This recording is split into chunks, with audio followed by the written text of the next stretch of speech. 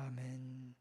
오늘 여러분의 세상의 염려, 두려움, 걱정 다 간 곳 없이 사라지고 여러분을 구속하신 주님만 보이는 은혜가 넘치길 축원합니다. 우리 하나님의 말씀 사무엘상 구약성경 6장입니다. 사무엘상 6장 6장 1절부터 9절까지 좀 시간이 걸려도 우리 서로 교독하겠습니다. 사무엘상 6장 1절부터 9절까지 제가 1절 읽고 여러분이 2절 읽고 교독합니다. 1절 제가 먼저 봉독합니다. 여호와의 궤가 블레셋 사람들의 지방에 있은 지 7달이라.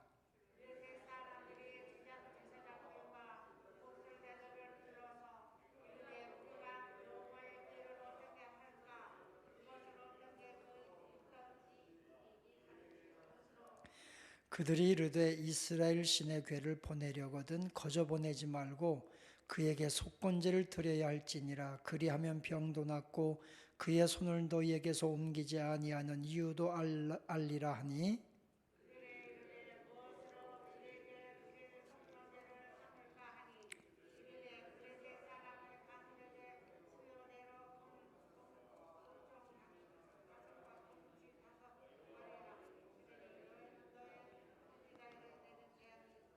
그러므로 너희는 너희의 독한 종기의 형상과 땅을 해롭게 하는 죄의 형상을 만들어 이스라엘 신께 영광을 돌리라. 그가 혹 그의 손을 너희와 너희의 신들과 너희 땅에서 가볍게 하실까 하노라.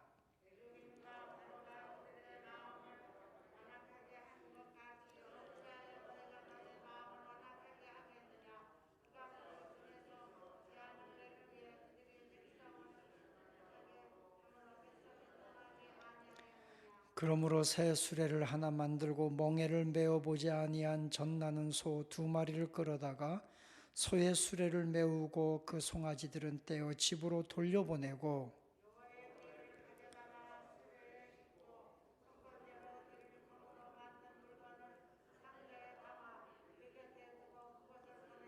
구절은 함께 읽겠습니다. 보고 있다가 만일 궤가 그 본 지역길로 올라가서 벳세메스로 가면 이 큰 재앙은 그가 우리에게 내린 것이요 그렇지 아니하면 우리를 친 것이 그의 손이 아니요 우연히 당한 것인 줄 알리라 하니라. 아멘. 오늘도 하나님의 은혜가 이 저녁에 나와서 기도하는 여러분에게 하나님께서 응답하시고 축복하시는 충만한 은혜가 오늘 이 저녁에 여러분 가슴에 충만히 임하기를 축원합니다. 오랜만에 가을비가 내립니다. 여러분 건강에 특별히 유의하시고요. 이 가을비가 이 가뭄에 참 단비라는 생각이 듭니다. 가물은 이 땅을 많은 비는 아니지만 이 비로 가물이 해결되듯이 우리 영혼의 가뭄, 우리 영혼의 갈급함이 오늘 이 저녁에 성령으로 부어주시는 은혜로 여러분 심령이 시원해지시기를 주님의 이름으로 축원합니다. 자, 우리가 사무엘상을 지금 쭉 1장부터 수일 저녁마다 함께 말씀을 묵상해 오는데요. 이스라엘 백성들 엘리 사사, 엘리 대제사장 시대에 하나님 앞에 불순종하고 하나님 앞에 그들이 범죄하고 그리고 엘리 가문이 철저하게 하나님의 진노를 받게 됩니다. 그리고 우상을 섬기던 이스라엘 백성들이 철저하게 하나님의 진노를 받게 됩니다. 그리고 블레셋과의 전쟁에서 완전히 패망하게 되고 그들이 하나님의 법궤, 이 법궤만 들고 가면 싸움에서 이길 줄 알았는데 오히려 블레셋에게 큰 전쟁에서 대패를 하고 법궤도 블레셋 사람들에게 빼앗겨버리고 말았습니다. 완전히 패배입니다. 법궤도 뺏겼습니다.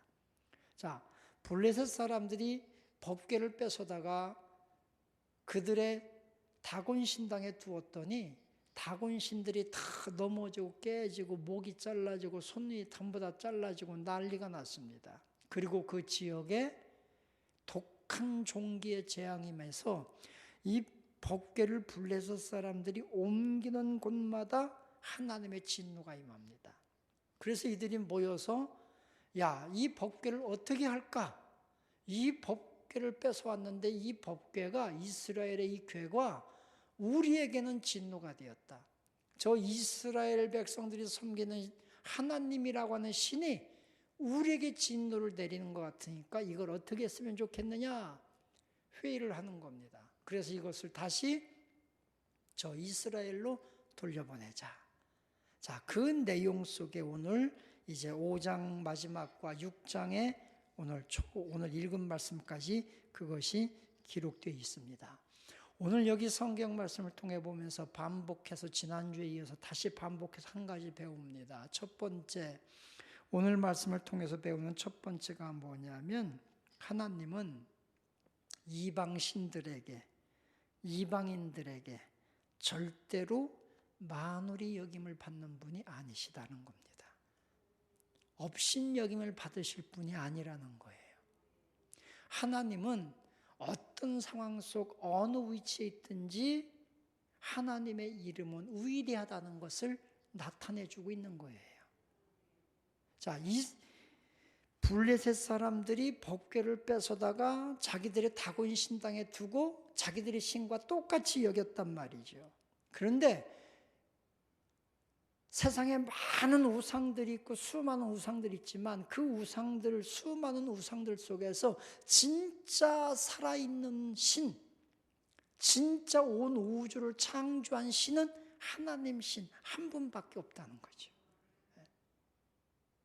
그래서 여러분, 우리가 기독교를 하나님 믿는 것을 무슨 종교, 이 땅에 많은 종교 중에 하나 가진 것처럼 생각하지 말라는 겁니다. 기독교는 생명입니다. 생명. 예수 그리스도가 우리의 유일한 구원의 생명이듯 기독교는 생명입니다. 생명이 빠지면 아무리 좋은 가르침이 있고 아무리 훌륭한 우리에게 도덕적 윤리적 교훈이 있다 할지라도 사람의 영혼을 살리는 생명이 없으면 그건 기독교가 아니란 말이에요.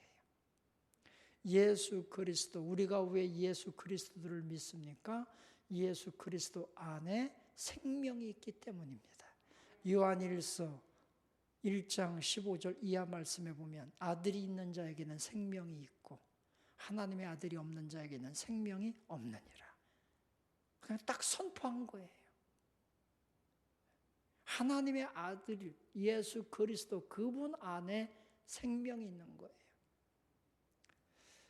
갈라디아서 6장 7절에서 이 사도 바울은 이 갈라디아서를 기록할 때 보면 갈라디아서는 굉장히 전투적인 언어로 쓰여 있어요. 갈라디아 1장부터 보면은 엄청나게 강한 어필입니다. 하늘에서 내려온 천사라 할지라도 그 우리가 전한 그리스도의 복음 외에 다른 복음을 전한다면 우리는 싸울 것이다. 1장이 그렇게 시작돼요. 1장 7절부터 10절 이하 쭉 보면 굉장히 강한 어투로 시작하니 갈라디아 마지막 6장에 가서 그렇게 말해요. 우리 사람들에게 너희들 스스로를 속이지 말라. 하나님은 만홀히 업신여김을 받을 뿐이 아니다. 사람이 무엇을 심든지 그대로 거두게 된다. 우리가 교회에 나와서 교회에 그냥 나왔다고 해서 막 복 받는 거 아니에요. 진짜 내가 믿음을 심어야 믿음의 열매를 거두고 성령의 거룩한 걸 심어야 성령의 거룩한 열매를 거둔단 말이죠. 육신의 썩을 소욕을 심으면 육신의 썩을 것만 거두는 거예요. 오늘 하나님의 이름이 블레셋 땅에 법궤를 빼앗겼어도 그 블레셋 땅, 우상 땅에서도 하나님의 이름은 존귀하다는 거죠. 하나님의 이름만이 영원합니다. 하나님의 이름만이 살아있는 것입니다. 오늘 이 살아계신 주님의 이름이 여러분의 가정에, 여러분의 심령에 막 새로운 부흥을 일으키는 역사가 일어나기를 주님의 이름으로 축원합니다. 생명의 역사가 여러분의 삶에 다시 일어나기를 주님의 이름으로 축원합니다. 자, 두 번째는 여기 블레셋 사람들이 오늘 여기 2절 6장 읽은 2절부터 보면 블레셋 사람들이 제사장들과 복수자들을 불러서 이르되 우리가 여호와의 궤를 어떻게 할까? 그것을 어떻게 그 있던 곳으로 보낼 것인지 우리에게 가르치라 하면서 쭉 2절 3절에 그들이 고민하는 장면이 나와요. 여기 말씀 통해 보면서 우리가 두 번째 배우는 말씀이 뭐냐면 이방인들은 하나님을 모르는 사람들은 하나님을 감당할, 하나님의 그 거룩한 이름을 감당할 지식이나 믿음이 없다는 겁니다. 참 중요한 말씀이에요. 하나님을 아는 지식이 얼마나 중요한지 모릅니다. 이 땅에서 수많은 학문들이 있어요. 그죠? 뭐 철학도 있고 수많은 학문들이 있는데 여러분 가장 지식 중에 가장 고상한 지식이 뭐냐? 그리스도를 아는 지식이에요. 사도 바울은 가말리엘의 문화상에서 그가 배울 모든 철학을 배웠습니다. 정치를 배웠습니다. 문학을 배웠습니다. 그는요 군사학을 배웠습니다. 모든 걸 다 배웠습니다. 아주 천재적인 지능을 가졌던 사람이 바울이에요. 그런데 이 바울이 빌립보서 2장에서 뭐라고 말합니까? 내가 가진 지식 중에 가장 고상한 지식은 그리스도를 아는 것이라. 주님을 아는 것이 여러분 가장 고상한 지식이라는 거예요. 오늘 우리가 하나님을 알고 하나님의 이름을, 그 존귀한 거룩한 이름을 나의 믿음을 가지고 하나님 아버지 부를 수 있는 것이 축복인 걸 믿으시기 바랍니다. 아무나 우리가요 하나님 아버지라고 부를 수가 없어요. 하나님을 나의 구세주로, 하나님을 나의 주인으로 영접한 사람만 아버지라고 부를 수 있는 거예요. 그 이름을 내가 하나님 아버지라고 부를 수 있는 것이 얼마나 큰 축복인지 몰라요. 자, 하나님의 영광이 블레셋 땅에 왔어요. 그럼에도 불구하고 그들은 하나님을 아는 지식이 없어요. 그러니까 어때요? 하나님의 영광이 블레셋 땅에 왔지만 하나님을 아는 지식도 없고 하나님을 믿는 믿음도 없고 그러다 보니까 그들에게는 하나님의 이름이 진노가 된 거예요. 자, 저 서쪽에서 이스라엘에서 그리스도의 복음이 막 전파되어 가지고 온 땅에 선포되었고 우리나라까지 그 복음이 들어왔어요. 처음에는 그 이름을 우리나라도 몰랐기 때문에 예수 믿는 사람들을 엄청나게 핍박하고 죽이기도 했어요.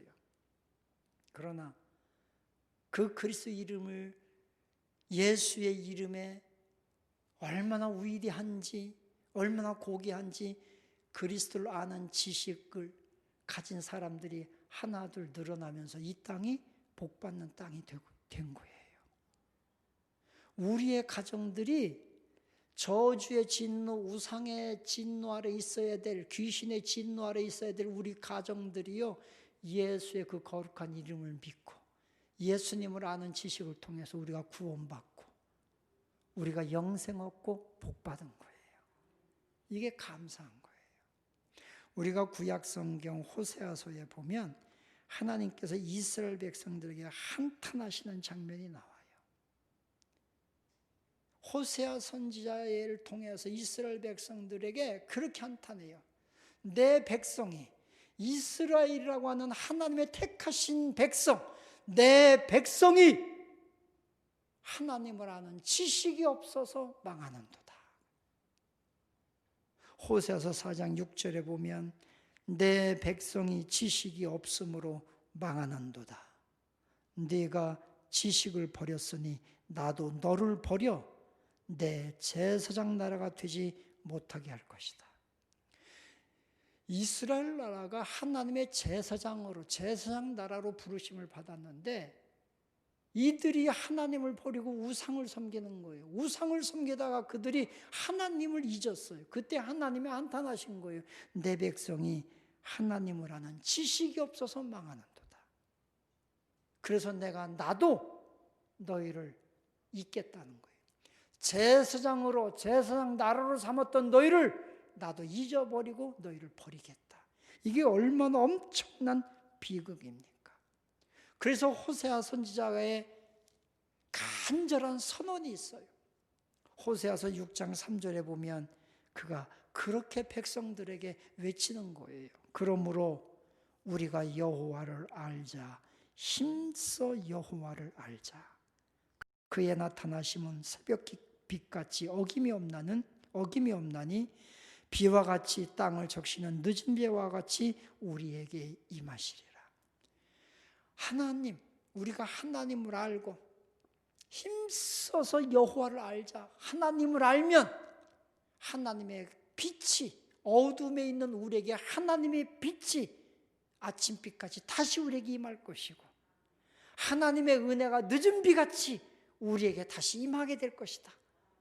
힘써 여호와를 알자는 거예요. 이 백성이 왜 망합니까? 하나님을 아는 지식이 없어서 망하는 거예요. 여러분, 지금 우리나라가요 얼마나 지식이 발달했습니까? 세계에서 제일 교육열이 높은 나라가 우리나라입니다. 세계에서 교육 수준이 제일 높은 나라가 우리 대한민국입니다. 1위, 세계 1위예요. 우리나라처럼 고등학교, 대학교를 많이 나온 사람이 없어요. 세계 어느 곳을 가도, 미국에 가도 우리나라는 문맹률이 0.1%밖에 안 돼요. 99% 이상이요 한글 다 알아요. 세계 어느 나라를 가도 우리나라처럼 이렇게 지식 수준이 높고 문맹률이 없는 나라가 없어요. 미국 가보면요 흑인들이 영어 쓰는 거 보면 되게 웃겨요. 얘네들이 막 대문자를 썼다 소문자를 썼다 막 지들 맘대로 써. 우리나라처럼 이렇게 교육 수준이 높은 나라가 없어요. 그런데 지식이 높아질수록 하나님을 잊어요. 하나님이 얼마나 거룩한 분이고 하나님이 얼마나 존귀한 분이고 하나님이 이름이 그 얼마나 두려운 분인지를 백성들이 잊고 있어요. 그래서 하나님의 이름을 막 불러요. 망령되게 하고 있어요. 이거 두려운 일입니다. 우리 사랑하는 성도 여러분들이요. 이 마지막 때에 우리는 하나님을 아는 지식이 없어서 망하는 어리석은 자, 가장 슬픈 자가 되지 않고 힘써 여호와를 알고 힘써 그리스도를 알고 그래서 은혜 받고 성령으로 충만해지고 마지막 때 하나님의 강권적인 보호 안에 거하는 우리 성도 여러분들이 되시기를 주님의 이름으로 축원합니다. 힘써 하나님을 합시다. 할렐루야. 열심히 하나님을 아는 거예요. 부지런히 하나님을 찾는 거예요. 이것이 최고의 지식입니다. 최고의 은혜입니다. 오늘 이 저녁에 나온 여러분들은 은혜 받은 자들이에요. 하나님을 더 알아가니 사랑이 깊어지고 주님과의 사랑이 깊어지니 하나님이 나를 더 사랑하시고 그 은혜 받는 우리 성도 여러분이 되시기를 주님의 이름으로 축원합니다. 자, 마지막 한 가지 더 세 번째는 자, 블레셋 사람들이 모아놓고 그들이 머리를 짜낸 것이 하나가 뭐였냐면 여기 7절 이하 말씀에 보면 새 수레 하나를 만들어서 멍에를 전혀 메어보지 아니한 젖나는 암소, 새끼가 있는 암소란 말이죠. 이 암소를 두 암소를 택해서 송아지들은 집에 떼어놓고 돌려보내고 그 소들에게 멍에를 씌워서 멍에를 매게 해서 궤를 끌고 여호와의 하나님의 법궤를 끌고 가게 해서 벳세메스로 보내자. 벳세메스로 보내서 이 소들이 울지도 않고 좌우로 나우나 치우치지 않고 곧바로 가면 이건 하나님이 내리신 저주고 만약에 소들이 뒤를 돌아보거나 울거나 막 그러면 이거는 그냥 우연히 내린 진노다. 그래서 두 암소를 택해서 벳세메스로 올라가게 합니다. 9절에 보면 보고 있다가 만일 괴가 그 본 지역길로 올라가서 벳세메스로 가면 이게 하나님이 살아계신 분이고 하나님이 내린 진노라는 겁니다. 저는 여기에서 벳세메스로 가는 두 암소는 다음 주에 뒷부분에 나오는 대로 설교할 거예요. 오늘 여기서 제가 세 번째로 말씀드리는 건 뭐냐면 벳세메스는 올라가는 길입니다. 아스돗에서 벳세메스로 올라가는 길. 신앙은 뭐냐? 우리가 예수님의 제자가 된다고 하는 것은 뭐냐면 올라가는 길을 가는 사람들입니다. 올라가는 길. 예수님께서 저 갈릴리에서 예루살렘으로 올라가십니다. 예수님은 십자가에 죽으실 걸 알았어요. 그런데 죽을 걸 알면 도망가야 되는데 오히려 예루살렘으로 올라가는 거예요. 이것이 믿음이고 이것이 제자된 우리들이 걸어가야 될 길입니다. 예를 들면 누가복음에서 예루살렘에서 여리고로 내려가던 사람, 그죠? 예루살렘에서 여리고로 내려가던 사람이 강도를 만나요. 그러니까 내려가는 길을 걸어가면 강도를 만나요. 제자는 힘들어도 올라가는 길을 걸어가야 돼요. 이것이 십자가의 길이고 믿음의 길이에요. 예수님이 올라가신 것처럼 우리도 올라가야 된다는 거예요. 제가 우리 성도 여러분들에게 다시 말씀드립니다. 우리 신앙은 올라가는 길을 걸어야 합니다. 올라가는 길이 힘들지요? 어렵지요? 그냥 도중에 내려가고 싶지요? 그래도 믿음의 길은 올라가는 길입니다. 올라가는 길. 코로나19를 맞이하면서 많은 사람들이 내려가는 길을 선택합니다. 그죠? 그래서 오늘 수요일 저녁도 빈자리가 많아요. 물론 우리가 조심해야 돼요. 항상 우리가 규칙을 지켜야 되고 마스크를 쓰고 손도 씻어야 돼요. 이런 거 우리가 지켜야 될 건 지켜야 돼요. 그러나 우리의 신앙은 계속해서 올라가야 돼요. 영상 예배를 드리더라도 더 주님 앞에 가까이 나가는 올라가는 믿음이 돼야 돼요. 그것이 우리 신앙이 돼야 되는 거예요. 내려가면 강도, 마귀가 기다리고 있는 거예요. 우리 믿음의 선배들은요, 다 올라가는 길을 걸어갔잖아요. 힘들어도, 어려워도.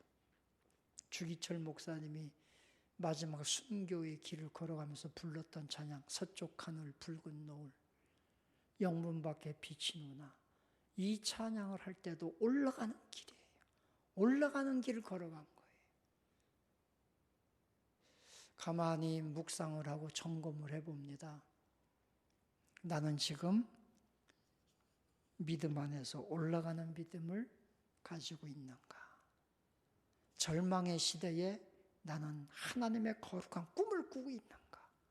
이 땅의 욕심, 이 땅의 것만 찾는 시대, 땅에서 잘 되고 땅에서 부자 되고 땅에서 건강하게 장수하고 이것도 복이지만 이 땅의 것만 우리가 찾고 있다면 우리 신앙은 어쩌면 내려가는 거예요. 이 땅의 것도 중요하지만 나는 하나님 나라를 꿈꾸고 있는가?